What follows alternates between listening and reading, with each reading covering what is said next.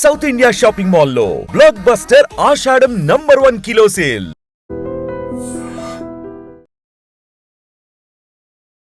Idiom news, this is Pavan. So traffic rules అన్నీ మారిపోయాయి. ఇప్పుడు డే టైంలో కూడా డ్రంక్ అండ్ డ్రైవ్ టెస్ట్ నడుస్తుంది. మరి ఎందుకు ఈ డెసిషన్ తీసుకున్నారు అంటే అనుకుంటున్నారా?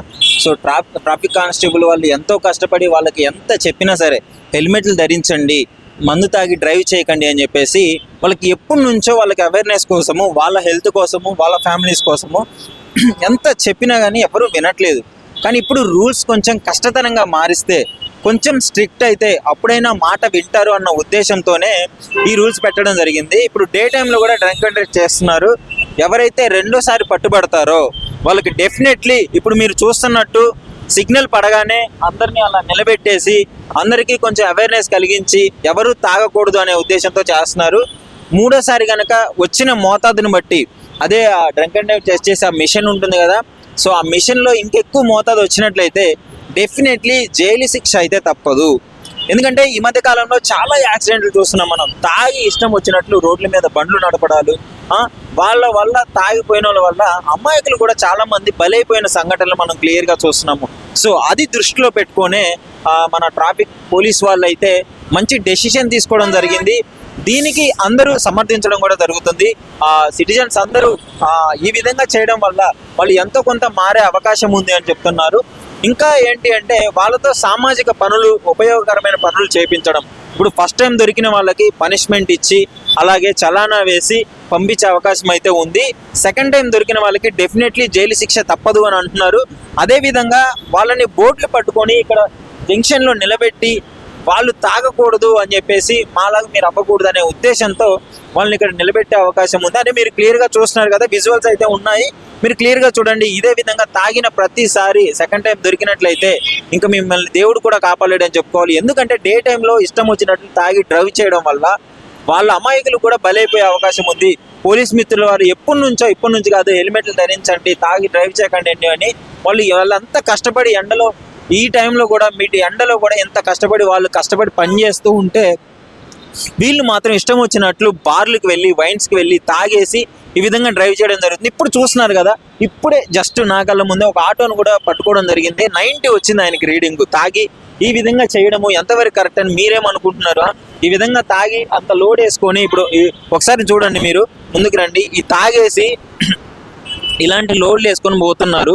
ఇప్పుడు ప్రజలకి ఎంత అపాయకరం ఈ విధంగా చేయడం వల్ల, ఆ లోడ్లు వేసుకొని పోవడం వల్ల ఒకేసారి యాక్సిడెంట్ అయితే ఇప్పుడు ఇతనికి డేంజరే, వాళ్ళకి డేంజరే. పోలీస్ వాళ్ళు ఎంత కష్టపడి చెప్పినా, వాళ్ళు ఎంత మంచి ఆలోచన చెప్పినా కానీ ఎవ్వరూ వినట్లేదు. అందుకే ఈ డెసిషన్ తీసుకున్నట్టు తెలుస్తుంది. దొరికిన మనల్ని దొరికినట్లు శిక్ష వేస్తే, ఇప్పుడు ఫస్ట్ టైం దొరికితే ఎక్స్క్యూజ్ చేస్తారు, సరే నీ తప్పు చేసావు తెలుసుకో, ఇంకోసారి చేయకు అని. రెండోసారి కనుక దొరికితే మాత్రము పోలీసు వాళ్ళు వదిలిపెట్టే పరిస్థితి లేదు. వాళ్ళు ఈ విధంగా చేయడం వల్ల ఎంతో మందికి అపాయకరం ఇప్పుడు. సో దానివల్లనే ఈ విధమైన డెసిషన్ అయితే తీసుకోవడం తెలుస్తుంది. ప్రతి జంక్షన్లో కూడా పాపం వాళ్ళు డే అండ్ నైట్ కష్టపడి డ్యూటీలు చేసుకొని ఆ ప్రజల కోసం ఇంత కష్టపడుతుంటే అట్లీస్ట్ తాగి డ్రైవ్ చేయొద్దు అనే ఇంగిత జ్ఞానం కూడా ఇక్కడ ప్రజలకి లేకపోతే పాపం వాళ్ళైనా ఏం చేస్తారు చెప్పండి. అందుకే ఈ డెసిషన్ తీసుకున్నారు. ఈ డెసిషన్ని చాలామంది సమర్థించే అవకాశం అయితే ఉంది. ఫస్ట్ పోలీసు వారిని కూడా అడిగి తెలుసుకుందాము, అసలు ఎలాంటి రూల్స్ పెట్టారు, ఈ విధంగా డే అండ్ నైట్ కష్టపడుతున్నారు కదా, వాళ్ళు ఏమనుకుంటున్నారైతే అడిగి తెలుసుకుందాము. ప్రస్తుతం మనమైతే ఎస్ఆర్ నగర్ లిమిట్స్లో ఉన్న మైత్రివనం దగ్గర, సిగ్నల్ దగ్గర అయితే ఉన్నాము. ఇక్కడ పోలీసు వాళ్ళు వాళ్ళ డ్యూటీ చేస్తున్నారు. డే టైంలో కూడా డ్రంక్ అండ్ డ్రైవ్ ఉంది కదా, సో దాని గురించి వాళ్ళకి అసలు ఎలా అనిపిస్తుంది ఈ రూల్ చేయడము. సో మనతో పాటు ఆ రూల్స్ గురించి, ఆ పనిష్మెంట్స్ గురించి, అదేవిధంగా వీటన్నిటి విషయాలపైన ఒక అవగాహన గురించి క్లియర్గా మాట్లాడడానికి ఎస్ఐ శ్రీరాములు గారు అయితే మనతో ఉన్నారు. సార్ని అడిగి తెలుసుకుందాము. సో నమస్కారం సార్. నమస్తే, గుడ్ ఈవినింగ్ అమ్మా. Good evening sir. సార్ ఏంటి సార్ ఇప్పుడు ట్రాఫిక్ రూల్స్ మారిపోయాయి, డే టైంలో కూడా డ్రంక్ అండ్ డ్రైవ్ టెస్ట్ నడుస్తుంది, ఎట్లా ఉంది సార్? నేను ఎస్ఆర్ నగర్ పోలీస్ స్టేషన్లో, ట్రాఫిక్ పోలీస్ స్టేషన్లో నేను ఎస్ఐగా పనిచేస్తున్నాను. ఈ రోజు వచ్చేసి ఈ పాయింట్ మైత్రివనం. ఒక మైత్రివనం అనే కాదు, మా ఏరియాకి సంబంధించి ఎక్కడైనా కానీ ఇప్పుడు మాకు కొత్తగా వచ్చిన సిపి గారు, మా గౌరవనీయ కమిషనర్ గారు ఇచ్చిన రూల్స్ అండ్ రెగ్యులేషన్ ప్రకారం ఇంతకుముందు పబ్లిక్లో ఏమున్నదంటే రాత్రిపూటే డ్రంక్ అండ్ డ్రైవ్ అనేది చేస్తున్నారు, పగలు చేయటం లేదు అనేది. పగలు కూడా యాక్సిడెంట్లు అవుతున్నాయి కాబట్టి దాని మీద ఇప్పుడు కొత్తగా కొంచెం రూల్స్ చేంజ్ చేసి డేలో కూడా డ్రంక్ అండ్ డ్రైవ్ చేస్తే బాగుంటుంది. యాక్సిడెంట్లను నిరోధించడానికి ఒక ప్రత్యేకంగా ఒక వింగ్ అనేది అంటే పొల్యూషన్ సంబంధించి ఈ పాయింట్స్ లో వీళ్ళు చెక్ చేయాలి అనేది మా టైగర్ సార్ ఇన్స్ట్రక్షన్ ప్రకారం మా అడిషనల్ డీసీపీ గారు ట్రాఫిక్, మా ఏసీపీ గారు, మా ఇన్స్పెక్టర్ గారు అంతా ఇన్స్ట్రక్షన్స్ ప్రకారమే మేము ఆ రోజుకి ఒక ప్లేస్ లో 2 ప్లేస్ లో అట్లా డేలో కూడా నైట్ అనేది అది కంటిన్యూ అది కూడా నైట్ టైమే చేస్తారు. డేలో మనం తాగి ఎటైనా తిరగొచ్చు అనే మైండ్ సెట్ పడిపోయింది సార్ జనాలకు. అవునబ్బా, ఇంతకుముందు ఉంది, ఇప్పుడు కూడా చాలా మందికి అర్థమైంది. అర్థమైతే కూడా అర్థం చేసుకోవాలి కూడా. ఎక్కడికి వెళ్ళినా కానీ బండి తాగి నడిపిస్తే మనం కంట్రోల్లో ఉండలేదు, యాక్సిడెంట్లు గురి చేస్తున్నాము, మనం కూడా యాక్సిడెంట్ గురవుతున్నాము అనేది ఒక అవేర్నెస్ అనేది 100% వస్తుందనే మేము నమ్ముతున్నాము. ఈ ట్రాఫిక్లో ఒక డ్రంక్ అండ్ డ్రైవ్ అనే కాదు, ట్రాఫిక్ రెగ్యులేటర్ చేస్తానే సిగ్నల్స్ కూడా యాజ్ యూజువల్గా ఫాలో అయితేనే డ్రంక్ డ్రైవ్ సంబంధించింది ఏ వ్యక్తి మీద అనుమానం ఉన్నా వాళ్ళు పేపర్స్ లేకపోయినా పోలీస్ చెక్ చేస్తున్నారంటే ఒక జర్కింగ్ అనేది మూవ్మెంట్ అనేది ఆటోమేటిక్ దూరం నుంచి కనపడిపోతుంది. ఈయన భయం అనేది వస్తుంది ఆటోమేటిక్ గా. ఆయన పేపర్స్ గురించి ఉండొచ్చు, డ్రంక్ అండ్ డ్రైవ్ తాగి నడిపొచ్చు. దాని మీద ఈజీగా మాకు అనుభవాన్ని బట్టి మేము వాళ్ళు పట్టుకుంటానికి అవకాశం ఉంటుంది. ఇది చూడండి, ఇప్పుడు ఈ ఆటోని కూడా ఇప్పుడు డ్రంక్ అండ్ డ్రైవ్ ఉంటేనే ఇప్పుడు పట్టుకున్నాము. ఇది ఇప్పుడే పట్టుకున్నాము. నేను కూడా మన వేరే చోట మా ఏరియాకి సంబంధించి డేలో కూడా కంపల్సరీ డీడీ నడుస్తుంది. ప్రజలకు మేము చెప్పేది ఏంటంటే, దయచేసి మీరు మందు తాగిన తర్వాత ఏ విధమైనటువంటి వాహనంలో వెళ్ళినా కానీ డే అండ్ నైట్ అనేది తేడా లేకుండా కంపల్సరీ పోలీస్ చెకింగ్ అనేది ఉంటుంది. స్కూల్ వ్యాన్స్ ఇవి కూడా చెక్ చేస్తున్నారు సార్. కానీ స్కూల్ ఆటోలు కానీ, కామన్ పబ్లిక్ కానీ, మామూలు ఆటోలు కానీ, ప్యాసింజర్ ఆటోలు కానీ, మామూలు బస్సులకి సంబంధించి కానీ, ట్రావెల్స్ బస్సులకు కానీ, కామన్ పబ్లిక్ ఎవరికైనా కానీ డీడీ అనేది డ్రంక్ అండ్ డ్రైవ్ అనేది కంపల్సరీ చేయడం జరుగుతున్నది.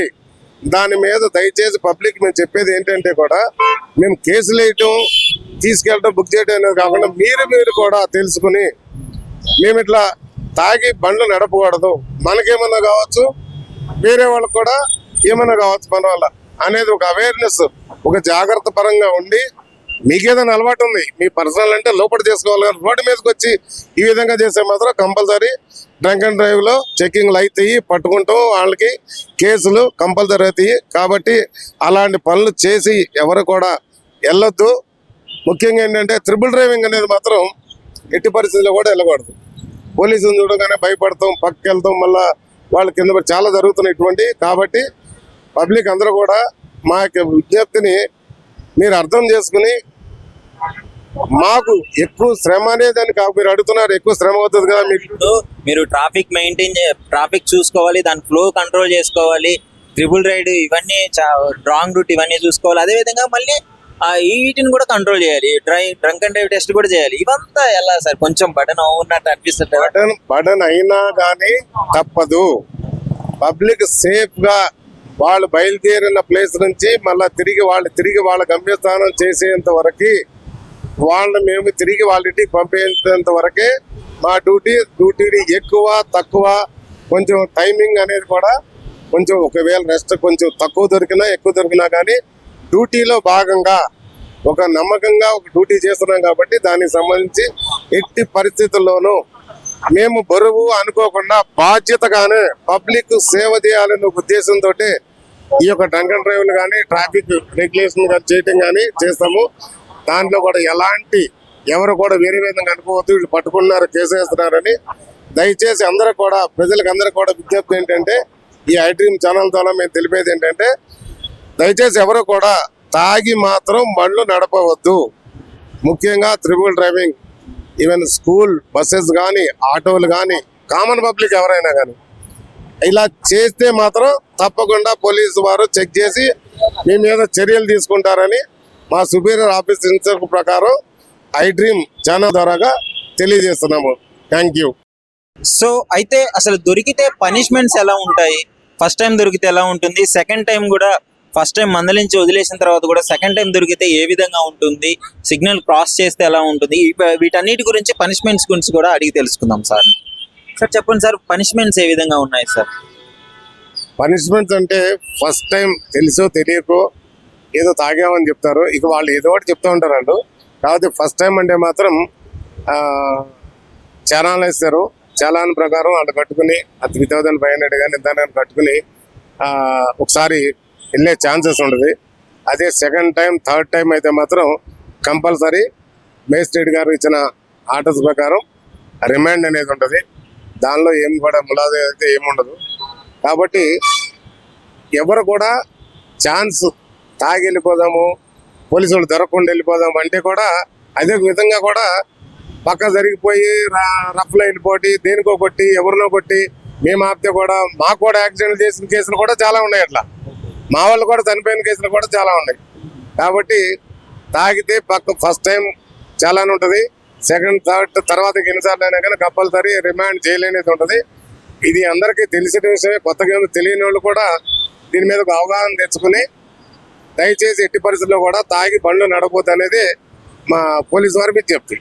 ఏమన్నా డిఫరెంట్ కేసెస్ ఏమన్నా చూసారా సార్? ఈ రోజు మీరు గత 5 రోజుల నుంచి ఇదే చేస్తున్నారు కదా, సో డిఫరెంట్ గా వాళ్ళు చెప్పిన రీజన్స్ కావచ్చు, ఏమన్నా బిహేవియర్ కావచ్చు, రీడింగ్ మెయిన్ హైయెస్ట్ వచ్చిన రీడింగ్ ఎంత సార్? రీడింగ్ అనేది మేము అబౌవ్ 35 నుంచి కంపల్సరీ డీడీలో తీసుకుంటాం. 35 అబౌవ్ వస్తే కంపల్సరీ డీడీ కేసు అనేది అవుతుంది.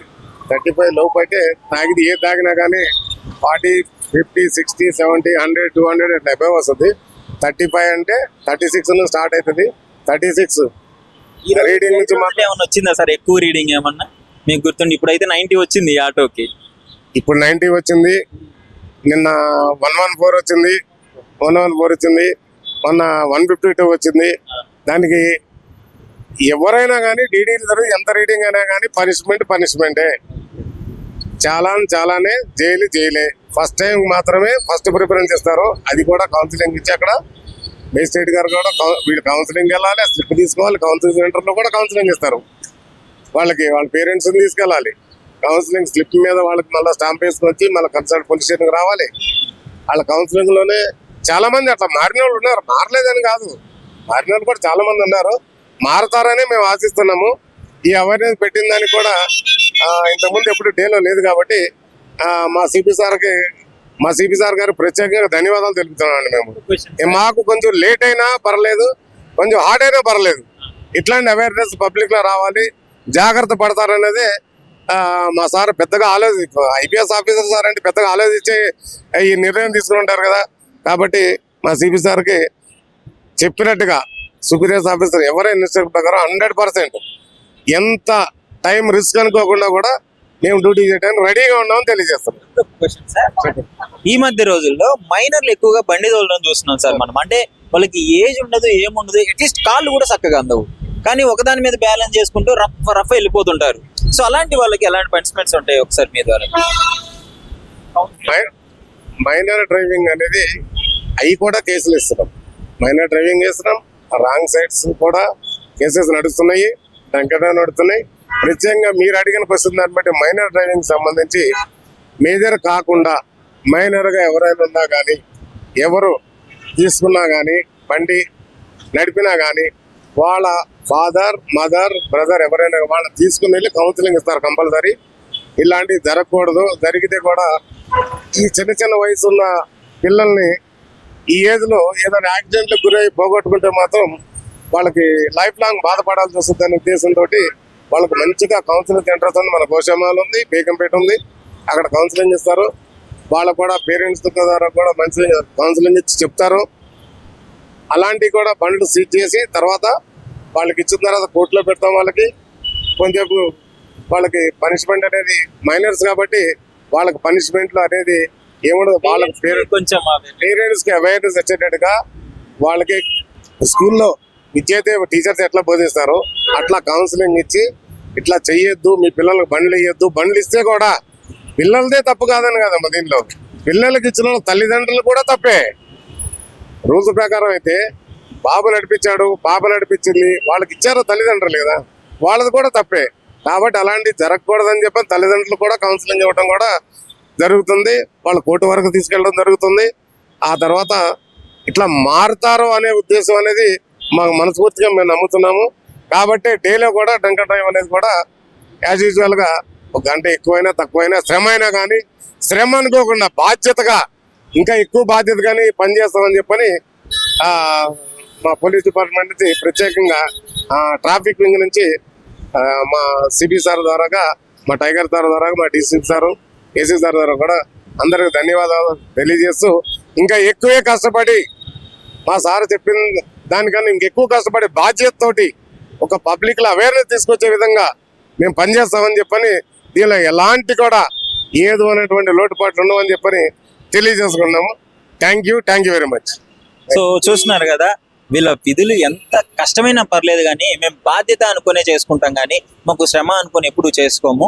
సో పబ్లిక్ కూడా ఈ అవేర్నెస్ ఉండాలి, వీళ్ళకి కూడా మరీ ఇబ్బందికరంగా లేకుండా డ్రంక్ అండ్ డ్రైవ్ చేయకుండా నార్మల్గా ఎవరికైనా డేంజర్. ఇప్పుడు తాగి వస్తే తాగిన వాళ్ళకి డేంజరే, అమాయకులైన వాళ్ళకి కూడా డేంజరే. కాబట్టి సో ఈ విధులు రియల్గా ఈ రూల్స్ తెలుసుకొని ఎందుకు ఈ తలనొప్పి అంతా తాగకుండా వెళ్తే బెటర్ కదా. సో ఇదే చర్య చేసుకున్నారు, వాళ్ళు కూడా పాపం కష్టపడి చేస్తున్నారు, వాళ్ళకి మనం రెస్పెక్ట్ ఇవ్వాలి. కాబట్టి దానికోసమైనా తాగకుండా రోడ్ల మీద అంటే రూల్స్ పాటిస్తూ వెళ్ళాలని కోరుకుంటున్నాను. ఐ డ్రీమ్ నుంచి కూడా ఒక చిన్న రిక్వెస్ట్ అన్నమాట. ఈరోజు కోర్టు డైరెక్షన్స్ ప్రకారము సెకండ్ టైం డ్రంక్ అండ్ డ్రైవ్లో పట్టుబడిన వ్యక్తులు కోర్టులో ప్రొడ్యూస్ చేస్తే కోర్టు మేజిస్ట్రేట్ ఆదేశాల ప్రకారము 1 day సోషల్ సర్వీస్ ఇవ్వడం జరిగింది.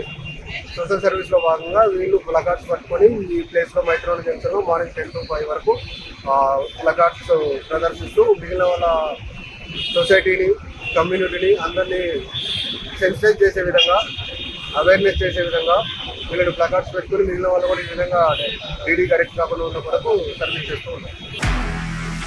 నిజంగా ప్రస్తుతం ఉన్నటువంటి సమాజం దేనికి ప్రయారిటీ ఇస్తుంది? ఆర్థిక సంబంధాల చుట్టూ మాత్రమే తిరుగుతోంది. మళ్ళీ ఎన్నికలంగానే చాలా విరక్తి కలుగుతాం. మంచి అనిపిస్తుంది కదా, లేడీస్ కూడా ఛాలెంజింగ్ జాబ్స్ చేసినప్పుడు చాలా బాగుంటది. ట్రాఫిక్ అసిస్టెంట్స్ గా నియమించిన ట్రాన్స్జెండర్స్ అందరితో సాల్యూట్ చేయించుకుంటున్నారు. ఫుడ్ డెలివరీ ఇవ్వటానికి వెళ్ళినటువంటి డెలివరీ బాయ్ అనిల్ పై కళ్ళ ముందు పిల్లలు కొట్టి